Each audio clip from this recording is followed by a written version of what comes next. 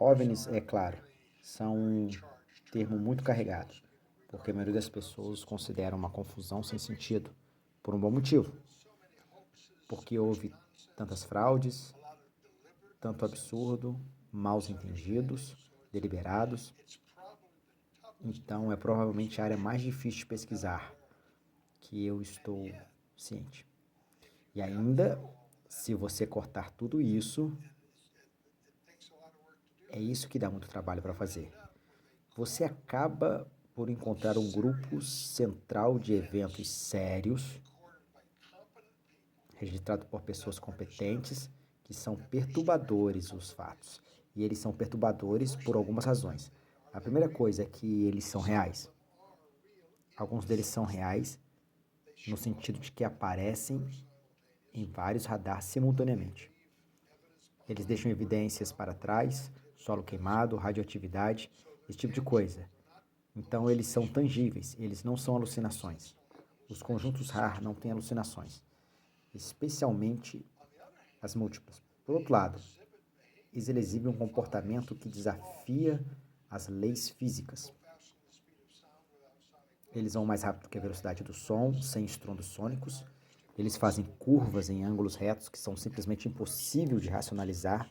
E talvez o mais misterioso seja que eles aparecem e desaparecem, quase sob um comando. E para que eles desafiem qualquer explicação racional. Mas é interessante que a partir desse contexto, haja algumas pessoas que suspeitam que talvez sejam visitantes alienígenas que estão aqui para nos ajudar. E esse tipo de bobagem, no entanto, as duas pessoas que realmente passaram a sua vida pesquisando isso com dedicação é J. Allen Hynek, o americano, e Jack Blay, o francês. Ambos escreveram prolíferos e ambos concluíram que são fatos demoníacos, que eles estão enganando, não são benéficos e que eles aparentemente exibem algum tipo de inteligência. Houve teorias por um tempo de que eles vinham como visitantes de outras galáxias, mas isso foi rapidamente descartado com alguma análise cuidadosa. Acho que o pensamento atual é que de alguma forma eles parecem ser interdimensionais. E isso entra em um assunto de hiperespaço, que requer algum contexto, mas a questão é que eles são reais. E há outro aspecto neles que dificulta a pesquisa, que é que eles são objetos de classificação militar. Eles desfrutam de mais proteção do ponto de vista da classificação do que nossas ogivas mais sensíveis. Isso levanta uma grande questão. Por quê? Mas os OVNIs são prolíficos e eles aparecem ao longo da história, estranhamente o suficiente, aparentemente, mais especificamente desde 1947. Eles têm sido muito frequentes, de tal forma que quase deliberadamente despertam a consciência sem respostas, perguntas sem respostas. E como eu tenho desfrutado de algum acesso ao ambiente classificado, em perseguir alguns disso, eu continuo encontrando uma frase chamada de dissonância cognitiva. Pode haver uma tentativa deliberada e, por outro lado, não explicar, mas, por outro lado, manter as pessoas cientes delas, e isto por si só tem algumas implicações. Pode haver uma relação próxima entre o que vemos como OVNIs e o que ocorreu em Gênesis capítulo 6, onde os anjos caídos, esses são os anjos que estiveram em forma e se envolveram com mulheres humanas para criar um ser híbrido, os que são chamados de Nefilim. Mas esses eventos são os que deram origem à mitologia subsequente, como os produtos gregos e tudo isso. Essas criaturas foram a causa do dilúvio de Noé.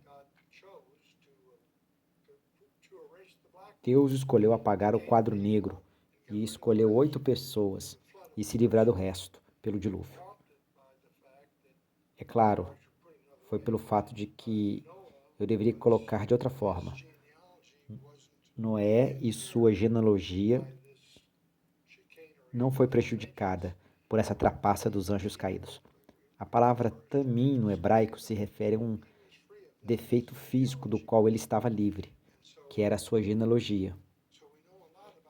Então sabemos muito sobre isto por causa das passagens em Gênesis capítulo 6, e é confirmado 2 ou 3 vezes no Novo Testamento. O que muitos ignoram que aconteceu uma segunda vez, quando Deus comunicou a Abraão que seus descendentes depois de 400 anos voltariam a esta terra que deram a Satanás, e a oportunidade de 400 anos de estabelecer o campo minado. E o mesmo tipo de atividade ocorreu novamente, uma segunda vez. E o registro de Gênesis 6 até mesmo faz menção disso. Em Gênesis 6, versículo 4, diz que foi também depois disso. Agora faz uma alusão para uma segunda ocorrência. E Josué foi instruído a exterminar todo homem, mulher e criança de 4 tribos principais, que dão origem aos Anaquins. E de lá você lê que é incrível. Muitas pessoas não entendem realmente o Antigo Testamento, porque elas não entendem realmente o que aconteceu em Gênesis 6. É importante que todos estejam juntos para entender com razão. E assim é relevante para a nossa discussão. Aqui é que Jesus fez aquela estranha observação de que, como foram nos dias de Noé, assim também seria na vinda do Filho do Homem. Para entender o que ele quis dizer, temos que entender o que realmente aconteceu lá atrás. É dessa ilusão que inferimos que a coisa do OVNI pode ser um eco, de algum modo, do que aconteceu em Gênesis 6. Então não é uma ligação óbvia, e ainda assim, esses dois assuntos tendem a se misturar muito rapidamente. Os híbridos nos tempos antigos, que são aludidos lá, e as experiências de OVNIs hoje. Especialmente porque todo o mistério OVNI é complicado pelo fato desses relatos de abduções, há milhares de relatos que são muito bizarros para aceitar, mas muito consistentes para ignorarmos. Os livros de John Mack, e ele era talvez uma das fontes mais confiáveis que invadiram essa área. Mas a coisa da abdução parece ter uma preocupação com a reprodução humana. Eles parecem estar tentando reunir informações sobre o ciclo reprodutivo humano. É como se houvesse algo que eles estão procurando, porque eles não têm. Porque essas abduções parecem ser expedições de coleta de dados. E sempre parece ter a ver com o processo de reprodução humana. A conjectura de alguns que a prole dos híbridos, os nefilins do passado, eram gigantes. A palavra gigantos no grego realmente se refere a terrestres, mas eles são também traduzidos gigantes. E eles eram aparentemente muito altos. É o substantivo raim, os homens poderosos da antiguidade. Aparentemente, o que eles estão recebendo hoje é que isso que eles estão tentando fazer são esses 3 pés de altura. Você sempre vê que há diferentes tipos que aparecem nos relatórios, mas os diminutos parecem ser uma preocupação. Então, uma das conjecturas dos observadores é que parece que eles estão tentando descobrir por que não estão obtendo o que costumavam obter. Se é isso o caso de alguma conjectura que o genoma humano pode ter sido degenerado, costumava haver tempos de vida de 1000 anos naquela época. Hoje são nominalmente 70 anos ou mais, certo? E então, isso pode estar de alguma forma envolvido nisso. Mas esses são uma mistura de conjecturas em cima de peculiaridades de relatórios que vemos porque os dias de Noé foram claramente híbridos que foram gerados por anjos caídos. E algumas pessoas têm um problema com isso porque eles dizem, os anjos não se casam, os anjos não são dados casamento. Sabemos que sabemos que os anjos sempre foram masculinos, como exemplificados por Gênesis 19, Sodoma e Gomorra, assim por diante. Então eu não presumiria nenhuma limitação nas tecnologias disponíveis para um anjo que está empenhado em fazer travessuras, e isso é o que eles fizeram. Eu não sei, há todo tipo de conjecturas. Quem se importa, mas eles aparentemente encontraram uma maneira de criar híbridos. Agora, há uma hipótese por trás de tudo isso que pode ser relevante. Sabemos de Apocalipse capítulo 12, quando Satanás caiu, um terço dos anjos caiu com ele. O que significa que ele intrinsecamente está enfrentando uma desvantagem de 2 para 1. E os anjos não se multiplicam. Essa é uma propriedade única da humanidade. Essa situação humana, para os anjos caídos, empenhados em fazer travessuras para seu líder, eles procuram encontrar uma maneira de alguma forma criar e usar o genoma humano como uma forma de procriar um híbrido que poderia dar-lhes uma vantagem. Não só porque eles colocam híbridos por aí, mas que eles podem realizar. Mas vamos falar sobre o dilúvio de Noé. Quando o dilúvio de Noé aconteceu, os híbridos tiveram seus corpos afogados. Mas existe um espírito desencarnado que permaneceu, ok? Há uma passagem em Isaías 26:14 em que os refaíns não podem ressuscitar. Em outras palavras, aqueles que são dessa derivação não são elegíveis para a ressurreição, ok? Então há espíritos desencarnados envolvidos na morte de um híbrido. O que acontece com esses espíritos encarnados? É uma conjectura, mas percebemos que quando você estuda o Novo Testamento, é que onde os demônios aparecem tão prolificadamente. Há uma diferença entre anjos caídos e demônios. Eu estou assumindo que os anjos caídos têm a mesma característica dos anjos normais. Anjos que são que eles podem pegar as pessoas pela mão, eles podem se entregarem ao combate. Um anjo mata 185 mil sírios depois do jantar uma noite. Você não mexe com anjos, ok? Agora, anjos caídos, obviamente, também são formidáveis, talvez sujeitos a algumas restrições que não conhecemos. Mas tanto faz. Mas quando encontramos demônios no Novo Testamento, eles são estranhos, porque parecem ser impotentes, exceto na medida em que podem habitar alguém. E para habitar alguém, aparentemente requer sua permissão. Na verdade, eles podem até habitar porcos com permissão.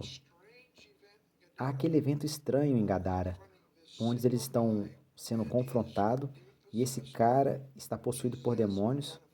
Jesus o identificou enquanto ele disse: somos legião. Eles reconheceram quem era Jesus e ainda não tinha sido anunciado. Isso é cedo no esquema das coisas. Eles reconhecem a divindade de Jesus. Eles estão sujeitos à sua autoridade. Eles também conhecem o seu destino. Você veio aqui atormentar-nos antes dos tempos. Muitos deles imploraram para não serem jogados no inferno, mas pediram para ser jogados na masmorra dos porcos. Pediram estranho, mas Jesus, que foi mais estranho ainda, dá essa permissão. Por que ele fez isso? Eu tenho uma conjectura. Ele fez isso para mostrar que isso não era um problema psiquiátrico de desordem do cara. Essas criaturas eram reais. Quantas eram? Lá acontece. Que nos dá a ordem, que eram mais de 2.000 naquele cara, mais de 2.000 demônios que podemos nos deixar claramente relacionar com isso de alguma forma, mas eles entraram nos porcos. Então os próprios porcos caem no penhasco e se afogam. Então eles ainda acabam morrendo. Então por que Jesus deu a permissão para matar os porcos? O endemoniado de Gadara. Minha presunção é de demonstrar aos seus discípulos que eles estão assistindo que essas coisas são reais, elas são perigosas, etc. Mas é interessante, eles só podiam fazer o que lhes era permitido fazer. Eu acredito que eles podem habitar uma pessoa somente se tiver sua permissão.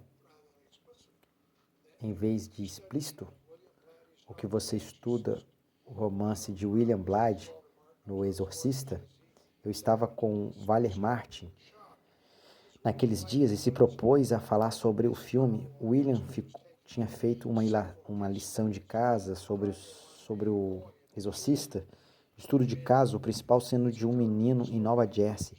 Ele fez isso e uma menina na história, ele trocou. Ele obviamente tomou a liberdade do autor, mas o ponto é que era baseado em estudos de caso reais. E nesse caso, foi uma garota brincando com um tabuleiro de Ouija que começou todo esse pesadelo que constitui o romance. Walter não gostou da maneira como o romance terminou naquele tipo de evento de Satanás, mas ele teve de ceder porque percebeu que não poderia atacá-lo diretamente porque tinha feito sua lição de casa, e eu me lembro disso tão vividamente quanto isso que aprendi muito com Walter naquelas questões. Eu acho que há uma grande distinção entre anjo caído e os demônios. E muitos poucos livros sobre demonologia apontam isso. E ainda assim, eu acho que posso construir isso a partir do texto bíblico. Então, este é o lugar onde eu tenho uma visão talvez diferente, mas alguns outros são bem notáveis, publicados nesta área. Mas eles não fazem discernimento das discriminações que eu acho que estão no texto. Posso estar errado? Veremos. Mas acho que há uma diferença entre os demônios do Novo Testamento e os anjos caídos em ambos os casos. Embora voltando para a sua pergunta, agora, é coisa dos OVNIs. Eu acredito que os OVNIs são demoníacos por muitas razões diferentes. Agora, exatamente o que isso significa? Não tenho certeza. Essas coisas são realmente fabricadas, construídas? Se isso, eu não tenho ideia. Eu acho que há um risco muito perigoso em ter um comando substancial de uma tecnologia específica. Eu tenho um doutorado, tenho vários diplomas de pós-graduação, não me considero um especialista, mas tenho viajado nesse mundo e estive em laboratórios do governo, os mais classificados. Estive com Brill, ele estava num conselho com o Dr. Edward Taylor. Há um cara que pessoalmente mudou o curso do mundo 3 vezes. Ele foi o Leo Larsen, que dirigiram para ver Einstein, que fez o projeto Manhattan. O Dr. Teller foi foi fundamental na capacidade termonuclear e foi o Dr. Teller que convenceu Ronald Reagan a fazer essas coisas do Star Wars, Guerra das Estrelas. Eu não estou pegando no pé dele, não entenda mal meus comentários a seguir, porque ele era um homem do renascentista, sobre o qual ele poderia falar quase qualquer assunto, não apenas física. Ele e eu tive isso, foi 13 meses. Foi precioso durante o tempo em que ambos estávamos em determinado conselho com algumas outras pessoas notáveis.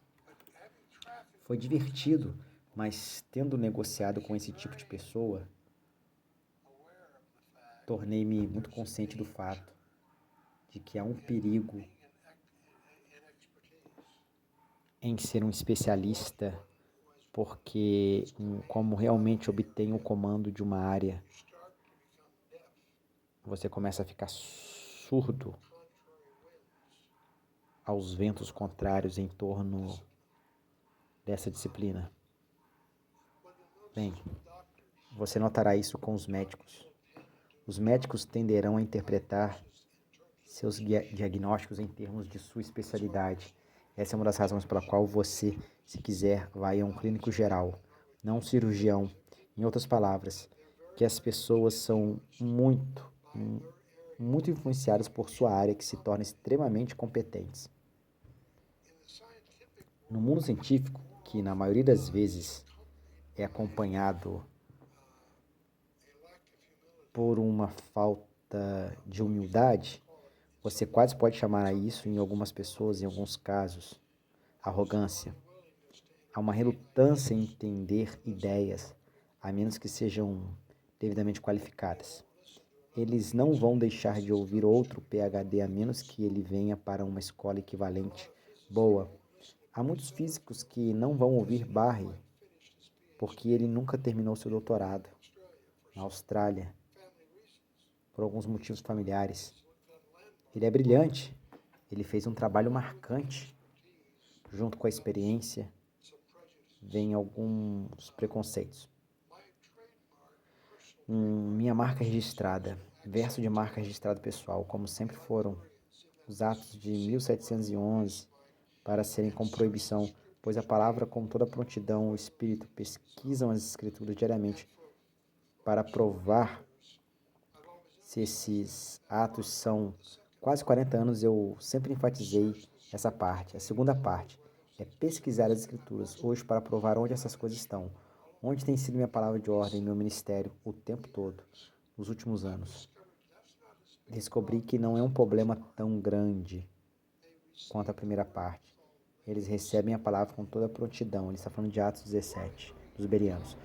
Espírito, estávamos entrando em tópicos se você está falando sobre OVNIs ou está falando sobre o arrebatamento.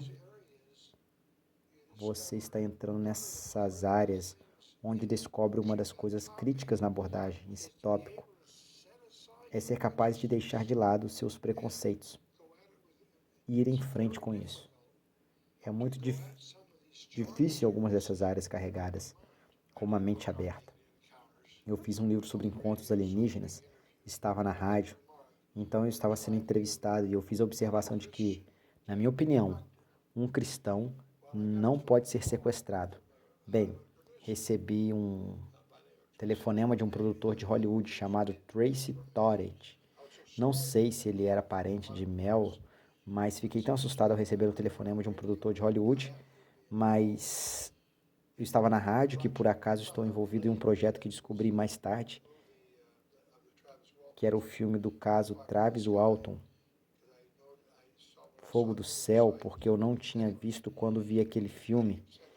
Era o produtor, de qualquer maneira, mas ele disse que se eu sei algo que você está falando, eu concordei com você até o ponto em que você disse que um cristão não pode ser sequestrado por um alienígena. Você precisa verificar o caso Beth Andreon. Bem, eu estava familiarizado com isso, mas eu estou apenas ouvindo, tomando notas, meio assustado com a ligação. Bem, voltei para o Beth e o depoimento era de uma cristã cheia do Espírito Santo, de 20 anos, que aparentemente acordou à noite com algumas criaturas em sua cama e as criaturas a convidaram e ela aceitou o convite. Veja bem, não quero me prender a detalhes técnicos aqui, mas eu diria que isso não é abdução. Ela teve algumas experiências desagradáveis e registradas. Está no folclore dos relatos de OVNIs, assim como a história de Travis Walton também. Então eu ainda mantenho minha posição. Não acredito que um cristão pode ser sequestrado por alienígenas, porque eu não tenho porque temos autoridade sobre essas coisas. Eu acho que eles vão tentar. O meu pequeno conselho no livro não era para deixá-lo blefar com a autoridade de Cristo. Não aceito nenhum convite. Eu realmente admoesto o que eu chamo de higiene espiritual. Não se permita ser dirigido, não se permita entreter com o que são chamados de entradas. Não jogue jogos de masmorras e dragões. Não reconheça que há um perigo nesses jogos de RPG de vídeo.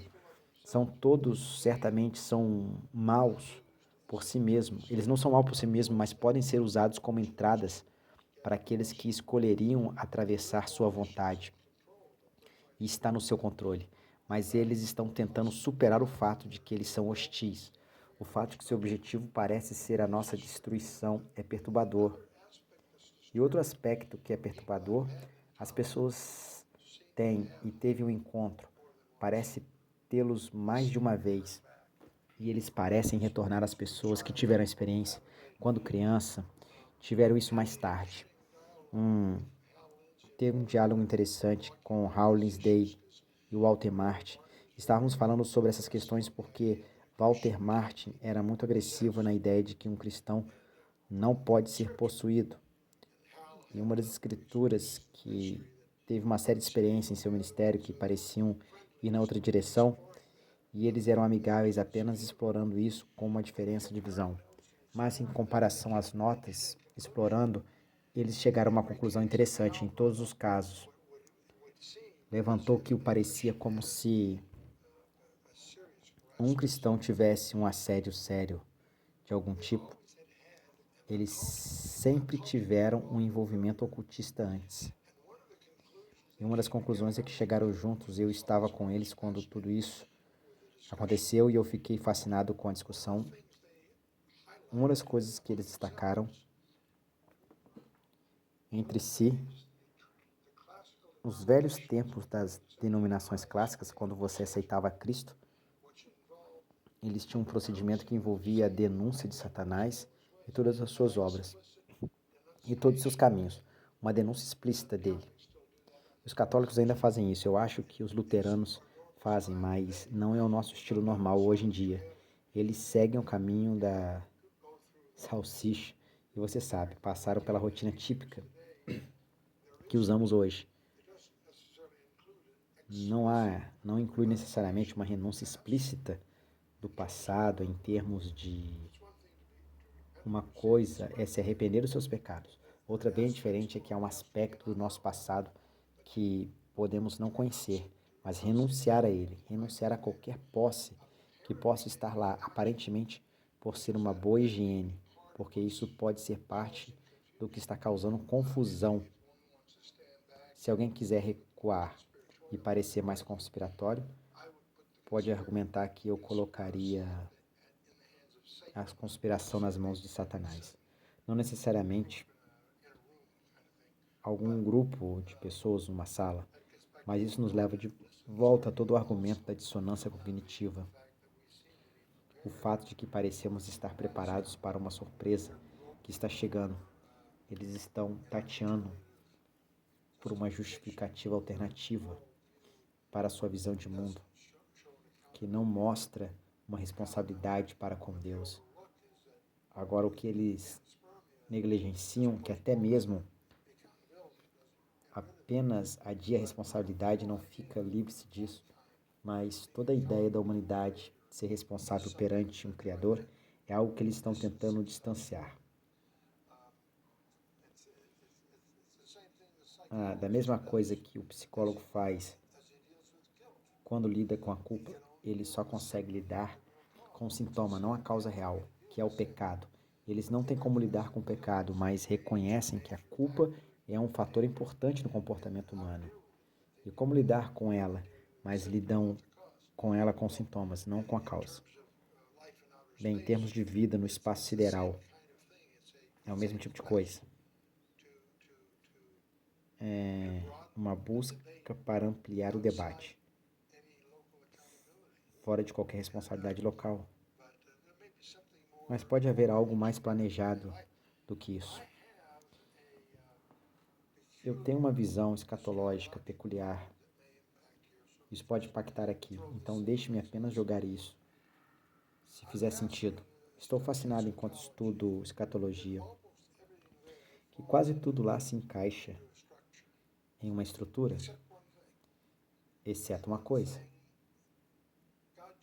Há uma coisa que Deus geralmente nos diz e que Ele está fazendo. Amós, capítulo 3 e outros versos, há uma coisa que parece deliberadamente indefinida.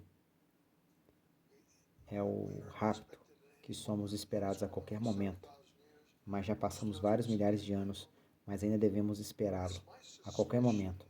Minha suspeita é que isso seja deliberado da parte de Deus, para pegar Satanás de surpresa. E eu tenho a ver Satanás como um cara que sabe que está chegando, mas não sabe quando isso vai acontecer e terá de dar o pontapé inicial para uma janela de tempo muito limitada. Então, por 2000 anos, ele viveu com uma situação